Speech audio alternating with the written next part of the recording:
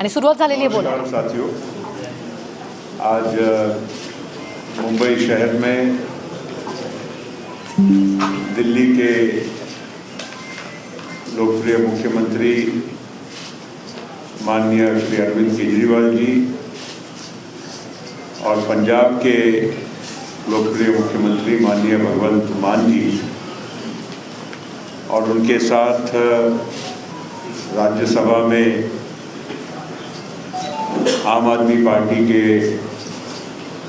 नेता माननीय संजय सिंह जी, साथ में आए हुए उनके पार्टी के राज्यसभा सांसद और युवा नेता माननीय राघव चड्ढा जी और दिल्ली की मंत्री महोदया माननीय आतिशी जी, आज यहाँ मुंबई में राष्ट्रवादी कांग्रेस पार्टी के राष्ट्रीय अध्यक्ष और हमारे नेता आदरणीय शरद पवार जी को और उनके साथ हम सभी उनके सहयोगियों को आज केजरीवाल जी के और मान साहब के नेतृत्व में यहाँ मुलाकात हुई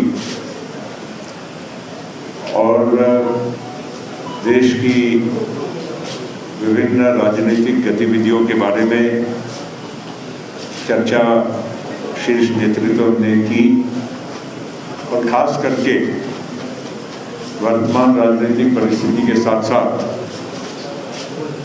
जो पिछले कुछ दिनों में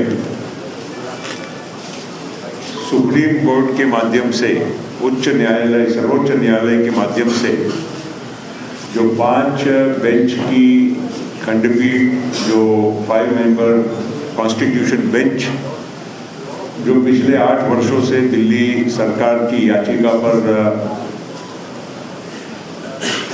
गंभीर तरह से सुनवाई के बाद अपने जजमेंट को पिछले कुछ दिनों में उन्होंने जो आप हमारे सबके सामने प्रस्तुत किया, उसमें 5-0 के जजमेंट के साथ उन्होंने दिल्ली सरकार की जो याचिका है उसको मंजूर किया और जो दिल्ली सरकार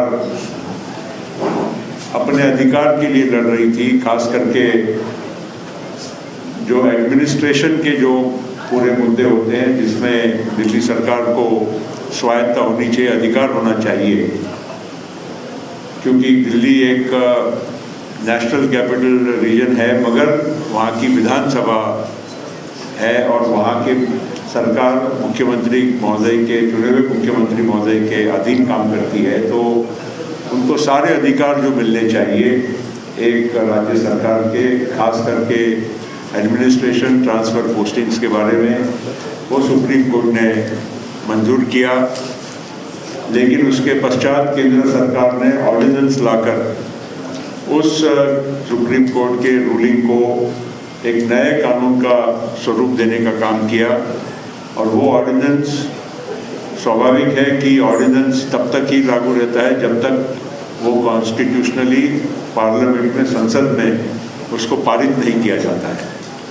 तो आने वाले लोकसभा और राज्यसभा का जब सत्र शुरू होगा तो ये ऑर्डिनेंस भी वहाँ पर बिल के द्वारा, कानून के द्वारा वहाँ पर पार्लियामेंट में प्रेषित होगा और लोकसभा और राज्यसभा में दोनों सदनों को फिर उस पर मतदान करने का और बहस और मतदान करने का अधिकार रहेगा। तो इस बारे में भी माननीय मुख्यमंत्री अरविंद केजरीवाल जी ने और साथ साथ मान साहब ने भी पवार साहब से खास करके ये आगे आने वाले इस विधेयक के बारे में चर्चा की और उन्होंने कहा कि सभी विपक्षी दलों ने इसमें एकजुटता और एकता दिखाकर इस बिल का मुकाबला करना चाहिए, जो सरकार की जो नीति है जिसके वजह से एक गलत परंपरा की शुरुआत हो रही है, जहां एक चुनी हुई सरकार का अधिकार छीना जा रहा है और जो इनके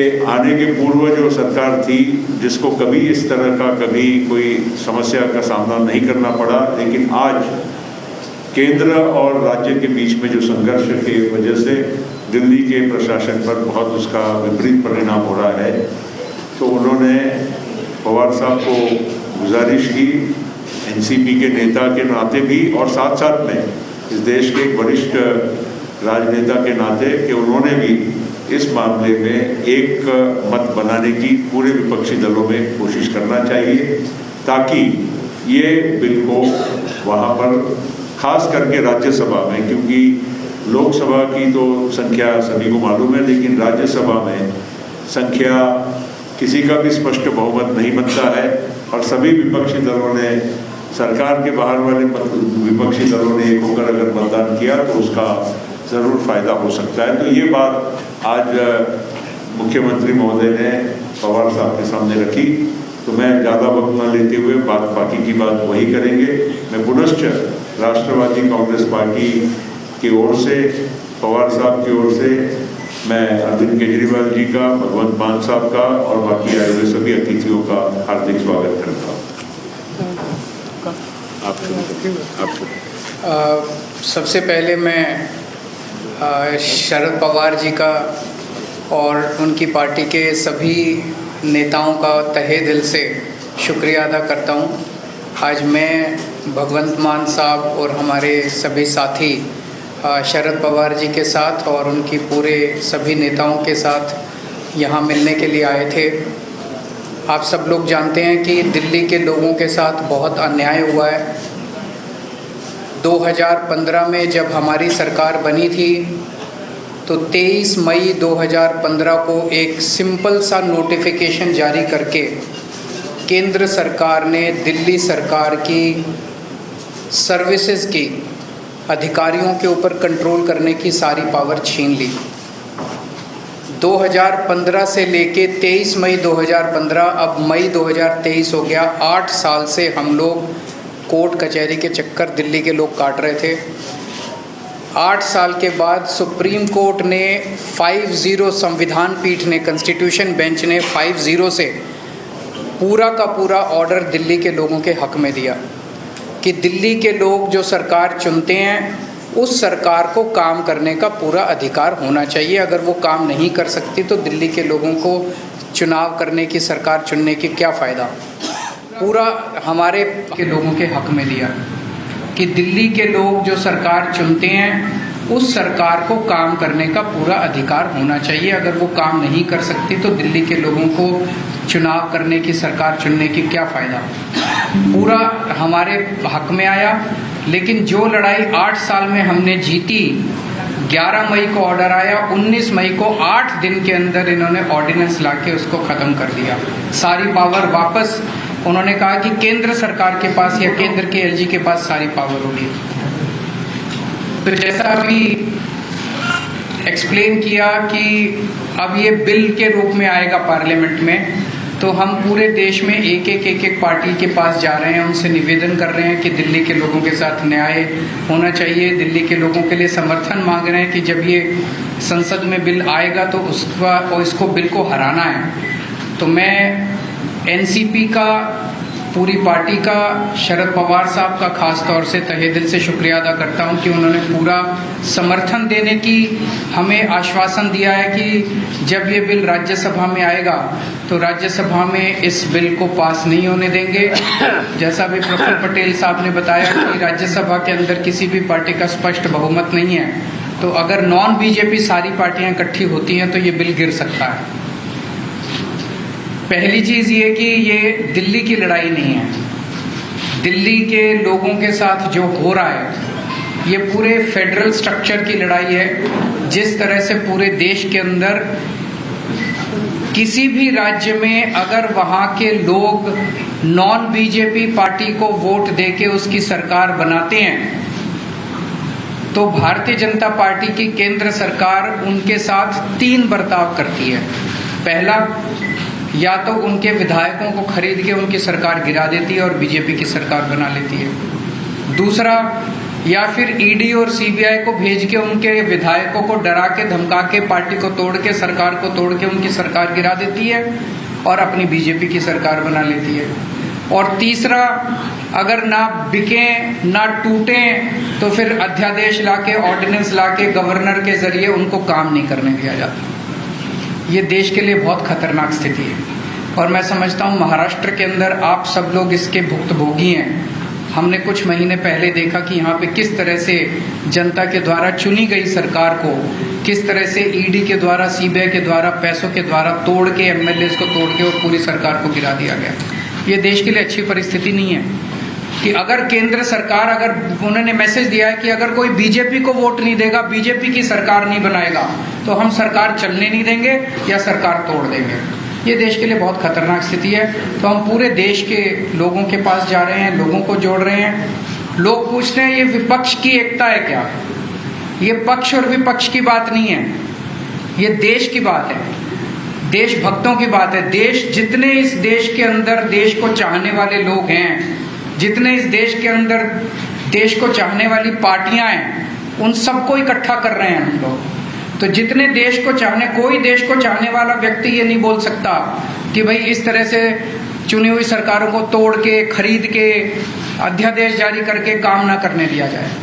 तो मैं फिर से तहे दिल से शुक्रिया अदा करना चाहता हूँ शरद पवार साहब का कि आपने हमें, और शरद पवार साहब देश के, आज मैं समझता हूँ कि he is one of the tallest leaders which the country has. So हम शरद पवार जी से हमने निवेदन किया कि आपका तो सहयोग मिलेगा ही, लेकिन आप सारी पार्टियों से बात करके उनको सबको भी इस बिल के खिलाफ इकट्ठा करेंगे। और मैं समझता हूं कि अगर ये राज्यसभा में बिल गिर जाता है, बीजेपी पास नहीं करवा पाती है, तो ये आप इसको 2024 का सेमीफाइनल मानिएगा। फिर मैसेज ये होगा कि 2024 में मोदी जी की सरकार नहीं आ रही है। बहुत बहुत धन्यवाद, बहुत बहुत शुक्रिया पटेल साहब, हमारी पार्टी के प्रेसिडेंट अरविंद केजरीवाल साहब और एनसीपी के नेता और देश के बड़े नेताओं में जिनका शुमार होता है, माननीय शरद पवार जी, मेरी पार्टी के राज्यसभा के साथी, सभी मीडिया वाले साथी। मैंने कुछ ज़्यादा नहीं बोलना, बहुत सीनियर लोग बैठे हैं, इन्होंने बोल दिया है। मैं सिर्फ इतना कहूँगा कि लोकतंत्र को बचाने की लड़ाई में, कहने को तो हम biggest democracy of the world कहते हैं, लेकिन अगर अंदर एक झाग अंदर देखा जाए तो डेमोक्रेसी तो डे बाय डे ये हत्या कर रहे हैं डेमोक्रेसी की।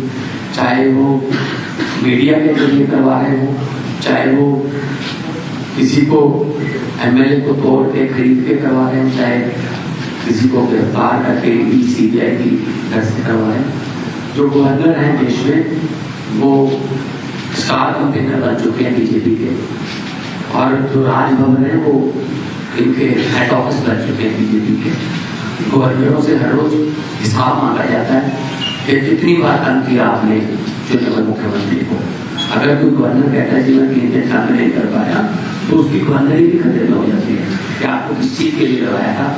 तो ऐसा चल रहा है। दिल्ली में तो चलो एलजी को उन्होंने सरकार घोषित कर रखा है, अब करना है। पंजाब में से फुल स्टेट हमें अपना बजट सेशन बुलाने के लिए सुप्रीम कोर्ट तक जाना पड़ा। गवर्नर जो है वो कह रहे मैं बजट सेशन नहीं होने दूंगा। सो देश में इलेक्टेड राज करेंगे या सिलेक्टेड राज करेंगे, सवाल ये है। तो फिर 140 करोड़ जनता जो है वो वोटिंग के लिए लाइन में क्यों लगती है? क्यों करोड़ों अरबों रुपया खर्चा जाता है अगर सिर्फ 30-35 गवर्नर और एक प्रधानमंत्री नहीं देश चलाना है? तो ये बहुत ही खतरनाक है फेडरल स्ट्रक्चर के लिए। हर रोज किसी न किसी तरीके से राज्यों के अधिकार छीने जा रहे हैं, चाहे वो शिक्षा के माध्यम से हो, चाहे वो हमारे पानी जो पंजाब है, पानी सतलुज हमारे पास 50 पानियों के जरिए हैं, चाहे वो पुलिसिंग, चाहे वो लॉ एंड ऑर्डर, हर बात में हस्तक्षेप करते हैं। इसलिए ये बहुत अच्छा एक, मैं तो कहूँगा कि भगवान ने मौका दिया है ब्रिटिश प्रेमियों को इकट्ठा होने का। और शरद पवार जी के लिए ये कोई मेरे ख्याल में बड़ी बात नहीं हो, क्योंकि इन्होंने देश पर इतने संकट देखे और उन संकट में से जब निकलना था तो ये उस कमेटी के या उस सलाहकार जो कमेटी बनती थी उसके मेंबर रहे। बहुत बार देश भर इन्होंने संकट देखा और संकट को इन्होंने टाला भी और संकट से बाहर भी निकाला देश को। तो ये भी एक डेमोक्रेटिक संकट आ गया है देश पर। सीधे शरद पवार जी के यहाँ पर आए हैं कि आप आप एक बार फिर अपने अनुभव का इस्तेमाल करके और इस देश को बचाइए, इस देश की डेमोक्रेसी को बचाइए, ताकि हम आने वाली पीढ़ियों को ये जवाब दे सकें कि जब डेमोक्रेसी को खत्म किया जा रहा था तुम क्या कर रहे थे, कम से कम हम ये कह सकें कि हम ट्राई कर रहे थे, हम कोशिश कर रहे थे और हम किसी भी माध्यम से इनको रोकना चाह रहे थे। बहुत बहुत धन्यवाद।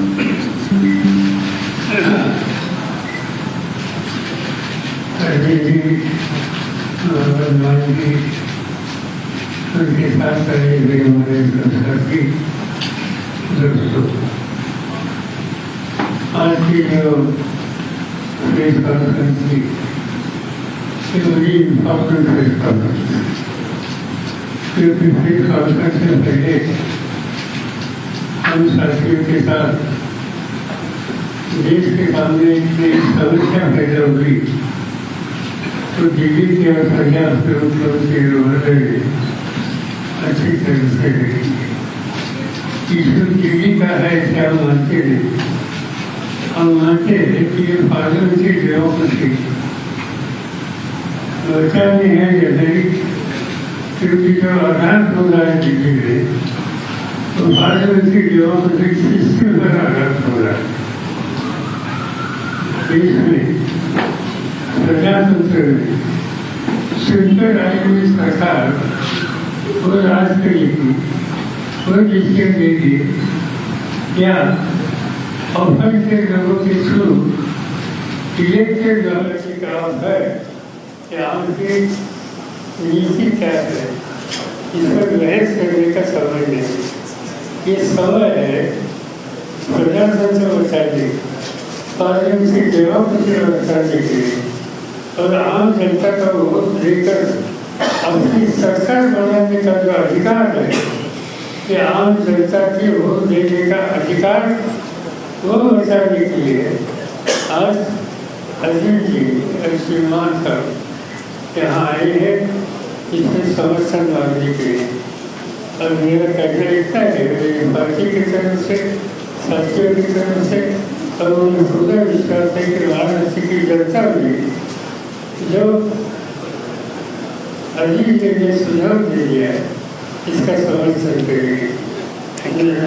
राष्ट्रवादी कांग्रेस पार्टी अपनी तरफ से तो पूरी तरह से मदद करेगी, मगर अभी मैं सोच रहा था कि अभी जो उन्हें पार्लियामेंट असेंबली में आकर 56 साल हो गए, फिर जिससे क्लियर करती है और इससे 56 साल का एक फायदा होता है कि देश के कौन से भी राज्यों में जाए वहाँ कोई नेता हो, पार्लियामेंट का मेंबर हो, राज्यसभा का मेंबर हो, उनसे कुछ जरूर व्यक्तिगत जिससे कई सालों से पैदा हुए, कई लोगों के साथ उन्हें काम किया और इससे सवाल दिल्ली का या आपका नहीं, ये सवाल देश में इलेक्टेड गवर्नमेंट को राज चलाने का जो अधिकार लोगों ने दिया है इस पर हमले हो रहा है तो उससे बचाने का सवाल है। और इससे मेरी तरफ से हमारे पार्टी की तरफ से तो आपको साथ मिलेगी, मगर अन्य राज्यों में जहाँ जाकर हम कुछ बातें बता सकते हैं उनको आपके साथ लाने के लिए सुझाव दे सकते हैं कि ये भी जिम्मेदारी कुछ हद तक हम देंगे और हम आपके साथ रहेंगे। आप यहाँ आए, मैं सभी साथियों के साथ आपको धन्यवाद देता हूँ। Thank you. आप लोगों को मैं सोचता हूँ काम हो सके।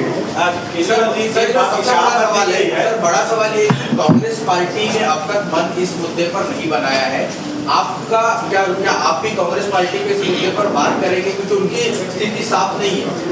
जहाँ तक किसने क्या होना है या नहीं होना है इससे कोई गैर नहीं, पर मेरी सोच ऐसी है कि नॉन डिविजन की जितने पॉलिटिकल पार्टीज है, इन पॉलिटिकल पार्टीज जो नॉन डिविजन भी है उनके साथ बात करें, उनको कन्विंस करने के लिए सुझाव देते और इनका सहयोग अरविंद जी को मिलेगा, इस पर ध्यान देना हमारा फर्ज है, चाहे कांग्रेस हो या चाहे बीजेपी जनता हो। अरविंद जी, एक बात यह है कि आप दिल्ली में कांग्रेस के खिलाफ लड़े हैं और कांग्रेस के प्रति आपका रुझान नहीं दिख रहा है कि जिस तरीके के आप महाराष्ट्र में आए, शिवसेना से मिले, एनसीपी से मिले, क्या कांग्रेस को आप मनाने या साथ में लेने का कोई विचार नहीं है? मैं यहाँ से जाने के बाद कल सुबह कांग्रेस अध्यक्ष खरगे जी से और कांग्रेस के जो नेता हैं राहुल गांधी जी से इस मुद्दे पे और ओवरऑल देश के फेडरल स्ट्रक्चर पे जो अटैक हो रहा है उस पर चर्चा करने के लिए कल सुबह उनसे फॉर्मली टाइम मांगूंगा। एक सवाल यह है कि आप लोग लगातार कह रहे हैं कि बीजेपी लोकतंत्र की हत्या कर रही है, लेकिन इस सेंट्रल स्टाफ में अपोजिशन खिलाफ जा रहा है और अब बीजेपी के बड़े नेता और अलग अलग जगहों के सारे मुख्यमंत्री कह रहे हैं कि लोकतंत्र के मंदिर में उसके इनॉग्रेशन में न जाना, यानी अपोजिशन संविधान को नहीं मानता। इसमें ये बात ऐसी है, ज़्यादा नहीं रहता। इस देश में पार्लियामेंट की मीटिंग है, हम लोग उसी मीटिंग में पार्लियामेंट में जाते हैं। दुनिया के लोग जो दिल्ली विजिट करते हैं तो जैसे राष्ट्रपति भवन देखते हैं, जैसे खुदा के पार्लियामेंट की मीटिंग में देखते हैं और वहाँ किसी ने कुछ अप्रूव नहीं किया, अच्छी तरह आपसे नया बनना है कि बनाने की बात तो हम लोगों को किसी को मालूम नहीं कि इसकी आवश्यकता क्या थी, इस पर भी बहस हो सकता है। पर ये इशू आज हम यहाँ निकलना नहीं चाहते। पार्लियामेंट में जो मौका मिलेगा तब वहाँ जरूर बात करेंगे। सर, एक सवाल ये है कि जहाँ एक लोग साथ आ रहे हैं वहीं कांग्रेस के जो नेता है मणिकम टैगोर जी वो ट्वीट करते और कहते हैं कि 24% जो है CAGS के सर्वे में सामने आता है कि प्रधानमंत्री के तौर पर राहुल गांधी जी को प्रोजेक्ट किया जाना चाहिए, कांग्रेस से भी समर्थन मांगते हैं। ऐसे में उनका प्रोजेक्ट करना, उसको आप किस तरह देखते हैं? दोनों से जवाब चाहिए। अभी से किसी को प्रोजेक्ट करना या नहीं करना इस पर बात नहीं हुई है। हम इतना ही सोचते हैं कि भाई प्रोसेस ऑफ डायलॉग ये शुरू करना चाहिए। नॉन बीजेपी पार्टी मिलकर इस देश के सामने एक स्टेबल और प्रोग्रेसिव गवर्नमेंट देने के लिए आज आवश्यकता है।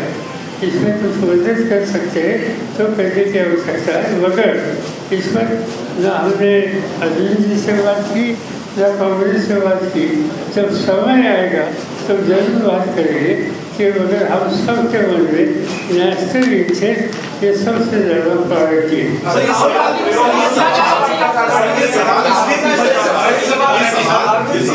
पूछा जा रहा है क्योंकि महाराष्ट्र की बात करें तो शिवसेना की तरफ से आता है, उद्धव ठाकरे की शिवसेना की तरफ से आता है कि हम 18 सीटों को लेकर पहले से ही अपना दावा कर रहे हैं, लोकसभा सीटों को लेकर एनसीपी का अपना रुख है। तो जो बातचीत का प्रोसेस इसके बारे में आप बात कर रहे हैं तो वहाँ पे कैसे म्यूचुअल ग्राउंड बनता हुआ यहाँ पर तो नजर नहीं आ रहा है, इसलिए ऐसा नहीं। बात सीधी है कि हमने ये बात जरूर की, यहाँ 3 पार्टी मिलकर काम करना चाहते हैं। 3 पार्टी में दो पार्टियों को डिस्कस करो और डिस्कशन की प्रोसेस शुरू करो। अभी तक वो प्रोसेस शुरू नहीं हुई मगर ये हो जाएगी। अब चिंता मत करो, यहाँ से ठीक रास्ता निकलेगा।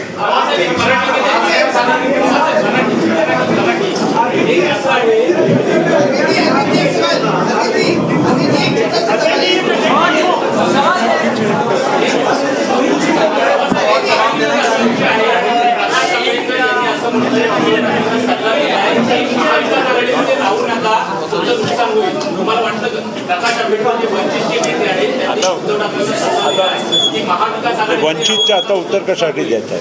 प्रकाश आंबेडकर असं म्हणतात, पवारसाहेब प्रकाश आंबेडकर